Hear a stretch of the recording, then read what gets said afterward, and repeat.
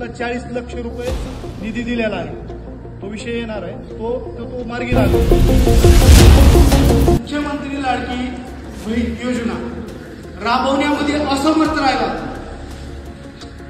आमचे बऱ्याच योजना ग्रुपवर टाकतात, परंतु त्यातली एकही योजना तुम्ही ग्रुपमध्ये असून ते इथल्या नागरिकाला ओढ करत नाही, इथल्या नागरिकांना सांगत नाही, त्या नागरिकांना मार्गदर्शन करत नाही.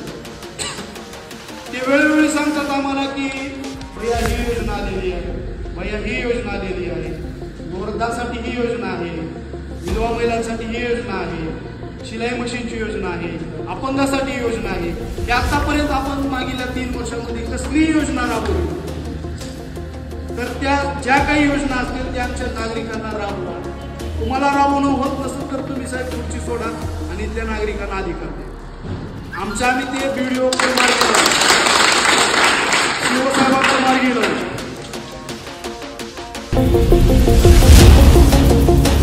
आपल्या भागासाठी 32 कोटी रुपयाची जीवन अंतर्गत प्रशासनाकडून योजना राबवण्यात येणार आहे. त्याचा सर्वे झालेला आहे. प्रशासन कुठेतरी कमी पडतंय, त्याचा पाठपुरावा करण्यासाठी. जर तुम्हाला होत नसेल तर आम्हाला सांगा, आम्ही गावचे नागरिक त्याचा पाठपुरावा करू. ते की आपल्या भागात कचऱ्याचा फार मोठ्या प्रमाणे घोटाळा होत आहे, घोटाळाच होत आहे. प्रशासनाला विचारले की ते तुमच्या अंतर्गत आहे का, प्रशासन म्हणते आहे का नाही. आज दिसत उठून सांगा साहेब, नाही उठून सांगा की ते तुमच्या अंतर्गत चालते का नाही चालते ते सांगा. घंटागाडी आपल्या अंतर्गत चालत नाही, घंटागाडी तुमच्या अंतर्गत चालते का नाही. मग तो कोण आहे आणि का लूट करतो आमच्या भागातल्या नागरिकांची. किती रुपये ठरवलेले आहेत. ग्रामपंचायतनं काही ठरवलेलं नाहीये की तुम्ही ठरवलेत त्याचे रेट, असं तो सांगतोय बाहेर. मग त्याच्यावर तुम्ही का कारवाई करत नाही. तुमचा आहे का तो कचरा गोळा करणारा प्रतिनिधी. नाही तर तो मनमानी पद्धतीनं कुणाकडून 50 रुपये घेतो, कुणाकडून 80 रुपये घेतो, कुणाकडून 150 रुपये घेतो. MIT कॉलेज तर 200 रुपये घेतो. आम्ही 1600 रुपये घेतो. 1600 रुपये. तर या भागातून प्रत्येक महिन्यात या भागातून सिद्धिविनायक भागातून 1600 रुपये महिन्याची देणगी कचरा गोळा करणारा लुटतोय. आपल्याकडे गावाच्या नोंदी किती आहेत साहेब. एक उदाहरणार्थ सांगा. 1300 नोंदी आहेत. 1300 नोंदी आहेत आपल्या भागात साहेब. 1300 गुणिले 100 रुपये जरी किलो तर 1,30,000 रुपये आपल्या काशीलिंगेश्वर नगर मधून तो चोरून घेऊन जातोय असं माझं म्हणणं आहे. आणि जागोजागी कचऱ्याचे ढिगारे तसेच दिसत आहेत आपल्याला.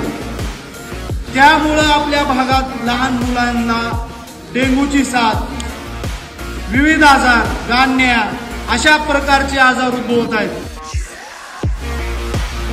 प्रादेशिक पर्यटन विकास योजनेअंतर्गत की आपण या ठिकाणी काशीलिंगेश्वर मंदिरासाठी 50 लाख रुपयाची मागणी करावी. तसेच सिद्धिविनायक मंदिर यासाठी 10 लाख रुपयाची मागणी करावी. व या ठिकाणी बनसोडे नगर या ठिकाणी अंबाबाईचं मंदिर आहे, या ठिकाणी 10 लाख रुपयाची मागणी करावी. आणि मस्जिद मदरशाला काही देता येतंय का यासाठी पाठपुरावा करावा. जे रस्ते तुम्ही बनवलेत, तोंड बघून बनवलेत, त्या देवगिरी नगरमध्ये वकील साहेबांनी जाऊन पाहणी केली, भगवान नगरमध्ये पाहणी केली, आम्ही पाहणी केली. आम्ही पूर्वी काय इंटरेस्ट दिलं नाही की आपल्याकडे निधी येऊ शकतो का नाही म्हणून.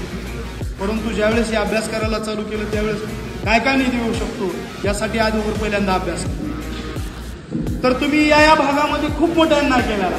ज्या ठिकाणी एखादा बिल्डर, मी पुराव्यासहित सांगतो आणि पुराव्यासहित देतो, 4 रोज बांधतो, त्या ठिकाणी तुम्ही रस्ता करायचं काम केलेलं आहे. कशामुळे केलेलं आहे. रेल्वे पटडीच्या बाजूला 2-3 रस्ते असे तुम्ही निर्माण केले अगोदरच्या काळात. भोसले साहेबाच्या अगोदर नाहीत, परंतु तुम्ही प्रशासक म्हणून होतात त्यावेळेस देखील तुम्ही त्या ठिकाणी रस्त्याची पाहणी केली आणि तुम्ही त्या ठिकाणी चुकीचे रस्ते निर्माण केले. मागच्या वर्षी. आणि देवगिरी नगर सारखा एरिया जे की भरगच्च भरलेला आहे, त्या ठिकाणी आम्ही आमदार फंडातून 10 लाख रुपये देण्याचं काम केलं आणि त्या ठिकाणी डांबरीकरणाचं काम करायला लागलं. परंतु आपल्या प्रशासनाला तिथल्या लोकांची किव आली नाही. आजही तिथल्या लोकांच्या नालीच्या पाण्याचा खूप मोठा प्रॉब्लेम आहे, तो कधी जाणून घेतला नाही. त्या लोकांना कधी आश्वस्त केलं नाही की हे मार्गी आम्ही लावू, वरी पाठवलंय आणि याला लवकरात लवकर मार्ग काढण्याचा प्रयत्न आपण कधीच प्रशासन म्हणून करत नाही. आणि अंगणवाडीचा ताबडतोब मार्ग, तुम्हाला ओपन पेस डेव्हलप करण्यासाठी तो तर लहान मुलाच्या अंगणवाडीसाठी का डेव्हलप करता येत नाही? अंगणवाडीसाठी निधी मिळतो साहेब, तो तुम्ही ताबडतोब घेतला पाहिजे आणि सीपीओला बोलून तो ताबडतोब चालू केला पाहिजे. तुम्हाला ग्रामपंचायत निधी मिळतो साहेब, तुम्ही ओपन पेस ताब्यात घेतलाय, मग तुम्ही ती डेव्हलप करण्यापेक्षा तुम्ही ग्रामपंचायत तिथं का डेव्हलप केली नाही? आज तुम्ही प्रशासनाचा निधी भाड्याच्या स्वरूपात का देताय? आज 3 वर्ष झालं प्रशासन भाडे भरते, म्हणजे ही आमच्या सगळ्यांच्या खिशाला कात्री आहे. आमच्या सगळ्यांच्या खिशाला कात्री आहे साहेब. तुम्ही ह्या योजनेतून तात्काळ, तुमची ग्रामपंचायत आपली नवीन आहे, प्रशासन इमारतीसाठी तुम्हाला पहिल्यांदा निधी भेटतो, तुम्ही त्याचा का पाठपुरावा केलेला नाही?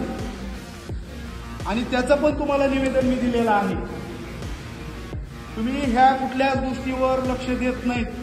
तुम्ही फक्त खालून वरीपर्यंत या ठिकाणी चुकीच्या नोंदी घेऊन या भागातल्या नागरिकांना पिळवणूक करण्याचं काम करत आहेत, असं आमच्या भागातल्या नागरिकांमध्ये चर्चा आहे. प्रतिनिधीकडे किंवा आपल्या वरील प्रशासनाकडे 4 कोटी रुपयाची निधी मागावं असं मी आपल्याला पत्र देऊन जवळपास 1.5-2 वर्ष झाले आणि काल परवा स्मरणपत्र दिलेलं आहे गेल्या आठवड्यात. आमच्या भागातील नागरिकांना 2 ठिकाणी टॅक्स भरावा लागला. ग्रामपंचायत उद्या असेच्या आधी 21 ला आम्ही काशीलिंगेश्वर नगरच्या लोकांनी कासारगावमध्ये टॅक्सेस भरलेला आहे, कासारगावला नोंदी केलेल्या आहे. मग 21-22चा टॅक्स त्यांनी पण घेतलाय आणि 21-22चा टॅक्स तुम्ही पण घेणार का? मग या टॅक्सचं काय करायचं? हे प्रशासन आम्हाला पैसे परत देणार का तुमच्याकडे वर्गीकरण करून घेणार? 2 वर्ष झाला सांगतोय आम्ही की ते सौर ऊर्जावर पतदिवे मांडा, पतदिवे लावा. काशीलिंगेश्वर मंदिर असेल, सिद्धिविनायक मंदिर असेल, अंबाबाईचं मंदिर असेल, बनसोडे हॉस्पिटल असेल, परगेशाळा असेल, रेनिसेन्स शाळा असेल, काकाजी इंग्लिश स्कूल असेल किंवा ज्या ज्या ठिकाणी मोठे मोठे चौक आहेत अशा ठिकाणी तुम्ही सौर ऊर्जेवरले हायमास्ट बसवायला पाहिजे होते आणि त्याला प्रशासनाची सबसिडी आहे. तर तुम्ही ते आतापर्यंत आपल्या भागामध्ये 6 लाखाचे एलईडी तुम्ही रोख पैशानं बसवलेत.